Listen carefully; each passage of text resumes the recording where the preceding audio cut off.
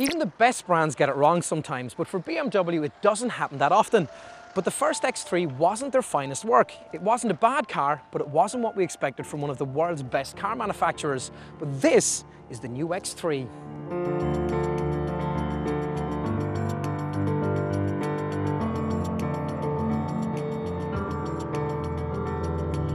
When it was launched here in Ireland, it was too close in price to the bigger and hugely popular X5. And in Celtic Tiger Ireland, it almost seemed stupid to want to pay so much for something that was, well, the little brother. And who wanted to be little brother to the X5? Well, now the X3 has all gone and grown up.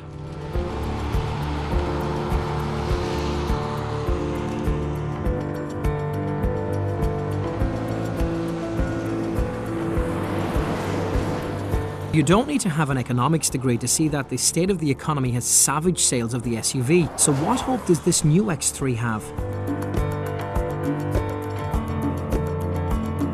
Well, history shows us that in the last 3 years of sales, the big boys have plummeted well over 90%, and that shows little signs of getting any better.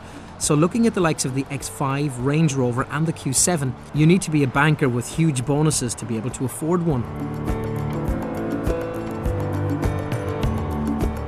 The one thing we know about BMW is if they don't get something quite right the first time, they come back even stronger. And with the all-new X3, they hope to give us an SUV that is properly relevant to the financial and environmental constraints of today. And in my opinion, it's the best in its class.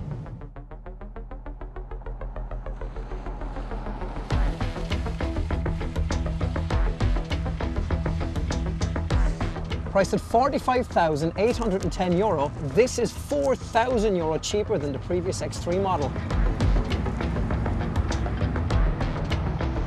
It's also much bigger inside. This one, in fact, is around the same size as the original X5, so the interior space is quite generous. It'll easily fit 4 6-foot adults in comfort. Now, back when the previous X3 was launched, it came with a 3-litre petrol engine. This one gets the 2-litre diesel that we know from the 5 Series, and we know it's a very good engine.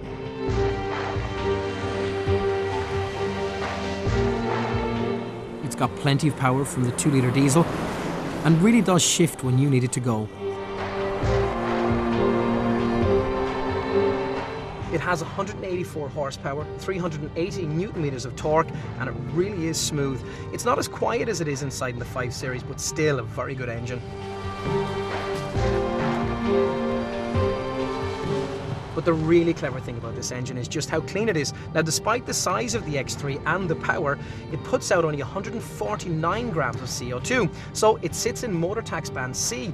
So that's just €302 per year in motor tax. There never was any problem with the way the X3 handled. It feels set up just like a car, but this new one is also more than capable off-road, even if it's just a muddy road or indeed the odd patch of ice and snow.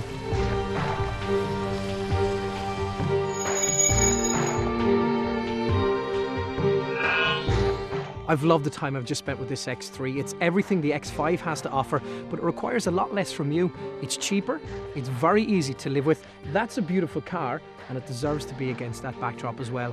The only question I ask myself is, do I want to spend almost €1,000 more for this than I would a 520 Tourer? Well, the answer to that is an absolute yes. I love this car.